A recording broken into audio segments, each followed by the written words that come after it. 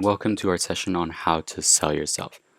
I am Maxime Vandenberg, the co-founder of Mammalo, and ever since 2017, when we founded the company, we've been in charge of customer satisfaction and success. That is our main goal. We spent the last 2 years focusing on how to generate a great experience for both customers and providers, and now we're converting our findings into guides for you. Who is this for? If you've recently started selling through a new channel due to current events or maybe any other reasons and are looking to scale up your business, then this might be the session for you. If you're noticing a plateau in new bookings and don't know what to do, this may also prove helpful. And typically you'll work as a freelancer or in any other type of self-employed form or contracted form. And most importantly, you'll want to learn new selling techniques. What we're going to talk about first, we're going to look into the reasons for not seeing an increase in your sales or maybe no sales at all. Then we're going to look into how you present yourself matters, and obviously why first impressions last. And then we're going to look into how to actually make that first impression. We'll be using Mammalo as an example, and we'll teach you how to create a great introduction, writing descriptions, and also what pictures to add and how to add them. The reason we're using Mammalo is because it's an easy platform to quickly get yourself online and create a profile for people to find you on. We provide payment solutions as well, and scheduling solutions, meaning there's very little to do on your end and you can get up and running within minutes. Lastly, we'll touch upon selling techniques. So, reasons for not seeing an increase in sales or no sales at all. There may be a couple reasons for stagnation, and the first one may be that there's simply no new offering. It could be that you've been in the market for a while, and your customers have become saturated with the needs or wants that you were fulfilling, and maybe they're just looking for something new. Or if you're new in the market, it may be that your offering is maybe not new enough, or at least you're not selling it that way. There could also be a lot of competition in the market, so a recent influx of competition that may then hinder your chances of getting new customers. And this kind of links with the next point as well. There may be no perceived value, or in turn may be perceived value, but a parity to other options. What does that mean?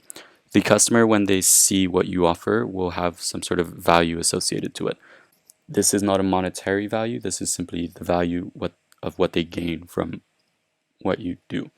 So the no perceived value part could mean that people just don't see the value in what you're offering. And more often than not, it usually lies with how you're selling yourself, not necessarily what you're selling. Then perceived value parity, there may be a good value that you're offering to your customers, but there may just be other people that are offering it in the same way, and you're not differentiating yourself enough to become the winner when it comes to the decision. There may also be a lack of adequate self-representation or selling techniques. So this links all together in the sense that maybe you just haven't put yourself out there enough, or maybe you're struggling, you just are working so much that you haven't had time, and that's what we're here to help with. Last and not least, this is a very obvious one, but you'll be surprised to know how often the case is that you're just not being seen in general. And a very quick and easy way to be seen is to get yourself online and marketing yourself that way. Perceived value. What does it really mean? So a customer doesn't buy a drill to have a drill. They buy the drill to make holes. That's what perceived value really means. So it's the value that you can extract from whatever it is that you're purchasing, not the actual purchase itself. Now, how you present yourself matters and why first impressions last. Confidence and trust are the two key words. The internet creates a physical barrier, and instincts don't function properly, so you may feel like there's something off about someone when you meet them physically, or the way that they introduce themselves might be off. You just don't have that ability to do so and to make those judgments when you're online, since it's a physical, non-physical barrier between you and the actual person. There's also plenty of choice, and you're not special yet. So you need to make sure that you get it right the first time. The average attention span currently on the internet is roughly 8 seconds, so you must make sure that you get it right within those first 8 seconds. And lastly, Basically, the more I see, the more I can trust is the rule here. How much they can see of you basically dictates how much a customer or a prospective customer will actually trust you and then conversely potentially book you. So the main takeaway there is that the more you put out there of yourself, the more people can actually trust you. What makes a good selling profile? This is an example. So Jasmine is a makeup artist on our platform, and we're going to use her as an example to show you what a great selling profile is. But the first thing that you can note from this image is the about section. So she has a nice long about section where people can read if they feel like it. But basically it's to create that trust and to build that trust before, selling anything else. As you can see, all you can see is Jasmine's profile picture, and that doesn't necessarily give you enough information about what she's done, what she can do, and what she's up to, and what she offers. So let's take you to Jasmine's profile. This is Jasmine's profile. So as you can see, there's a nice about section with all her descriptions. She talks about that she's a level 3 qualified hair and makeup artist, and she also specializes in fashion, special occasion, and theatrical and editorial makeup. And she also does some hairstyling. And she gives a little bit of details about her past and what she's been up to. And importantly, underneath, she has photo proof of what she's been up to. So here we can see some images of the makeup that she's done. And it just gives that customer a little bit more confidence in that she's able to do what she says she can do. So that really helps drive that trust in people. And then underneath, you'll see that she actually offers quite a few different stuff. So she has makeup, and she has special occasion glam, hairstyling, festival makeup, all this kind of stuff that she offers. She also does blow dries, and she actually does some online makeup courses as well to fit the needs of today. And she has a lot of different short sessions to help people out. So this is a really good profile that gives a lot of information and gives enough information to help the customer develop that trust. Here's another example, Gloria. She is a photographer. She also has a really good description. It's shorter, but it's basically to the point. She actually mentions her age, gives you a little bit more personal information, and gives you a bit of background about how long she's been on the job. And importantly, for a photographer, are actually the pictures. So these are pictures that she's taken, and it basically just proves that she can do what she says she can do, which is great for the customer. Here, she also has a lot of different options available and types of basically photo shoots that she does. And it's really well done. She has nice, quick, short to the point explanations of what each one means, but at least it gets it across. And that's the main point, and it's clear and concise. She also does some fashion photography, and here's some more options for that. Now, going back.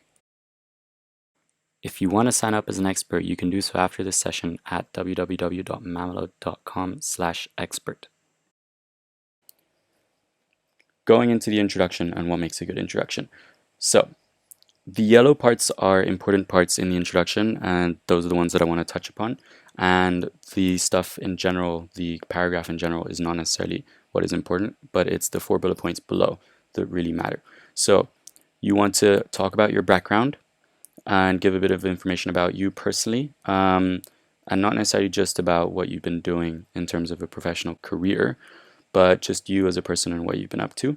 You then also want to talk about your experience, which then touches upon your professional background, and maybe mention any qualifications as well that you've achieved along the way, if that is applicable.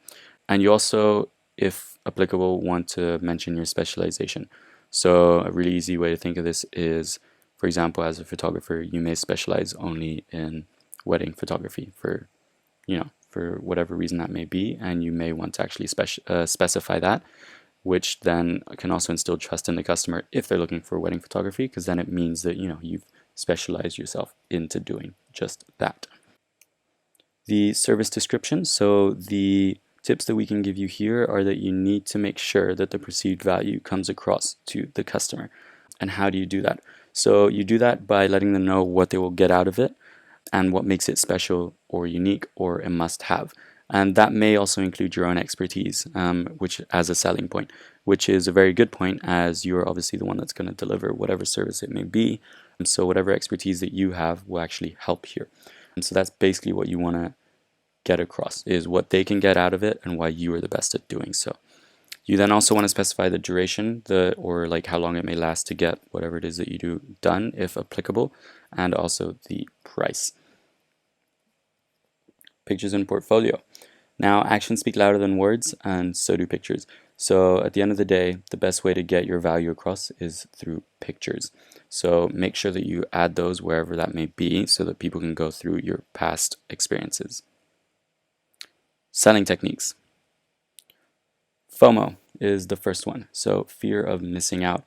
This can be instilled through temporary discounts or offers that you can basically put on your site or on Mammalo as well, which hopefully instills the fear of missing out in people, and they will book you today rather than potentially tomorrow. Comparative pricing as well, so that is the middle option in the theory. So the example that I can give you is, say you're selling coffee and you have a small, medium, and large size, then the way that you actually sell effectively, and the way that coffee shops do this as well, is that you make the middle option the one where you personally earn the most money on, as usually people always go for the middle option as it's the most comfortable. The small one may be, too small, or you'll look too cheap, and the large one may just be a little too expensive. So then the middle option is always the safest one to go for. So not only is that the one that you need to make the most lucrative for yourself, it also helps actually adding a small and a large option, because then you can guide people towards that middle option, which is the one that you actually want them to pick. So comparative pricing actually really helps. Base pricing. Base pricing basically means that you put a certain standard in the customer's head before they actually see your price, which means that your price will then seem better.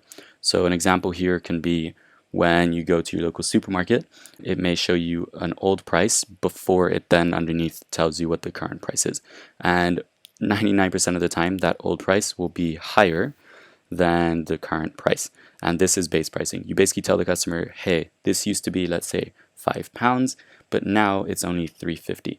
The £5 then makes the £3.50 look like a bargain, whereas the £3.50 on its own may not be enough to then convince the customer of purchasing whatever it is that they want to purchase. Another selling technique, warm leads is not necessarily something that you can just simply do, but if you have a couple warm leads, it's always better than cold leads. So it's always nice to ask friends, to ask family, and to get hold of anyone that may need whatever it is that you're offering, and generate these warm leads, as they convert much, much higher than any cold leads that you may go after. Also, referrals, and this is basically the power of social. So any referrals that you have on Facebook, Instagram, your blog, website, whatever it may be, will generate a lot more trust in you, and will conversely also generate a lot more bookings for you. So referrals are very important to go after. So anyone that you may have worked with in the past that hasn't left you a review somewhere, go after them. They can even just send you a simple email, and you can copy and paste that email that they sent you wherever you need it to just generate that referral. And also need-based selling. So don't just sell what you offer. Look at the market, look at the circumstances, and sell based on needs. And this can also be enforced through your descriptions. So enforce that need into whoever it is that may need your service. So, for example, you can mix that with the fear of missing out, so temporary discounts and offers, and maybe the need that, winter's coming, you might want to check your heating pipes if you're a plumber, for example, that's what you're trying to sell. Then that's how you can sell based on needs. Again, perceived value. Now, I want to touch upon this again because this is really important, and if there's only one thing that you're going to take away from this, this should be it. A customer doesn't buy a drill to have a drill, they buy it to make holes. Basically, you need to remember that whatever it is that you offer generates a certain value. Someone's not ordering a makeup artist because they like the makeup artist. It's because they want to look good in the evening and feel good when they go to that party or they go to that wedding. That's what they're purchasing. They're purchasing that feeling and that end result, not necessarily the makeup that goes on their face. And the same goes for anything else, from a drill to photography. Also, your first impression may well be your last, and it matters. So you don't get that many chances anymore in the technology age. So you better make sure that your first chance that you get, that you hold on to it and never let go, and do your best on that first shot. Because chances are it may also be your last shot. Those were the last insights I wanted to share with you as a conclusion. Thank you for listening to this session. It was relatively short but packed with a lot of good information, and we will be releasing more videos going into more detail in each of the categories as time goes by. If you need anything or have any questions, feel free to reach us on hello@mammalo.com. And check out the website if you feel like you may want to sign up as an expert. We have videos explaining how to sign up as an expert and videos going into more detail into making great introductions and descriptions. So feel free to check those out as well. Bye bye.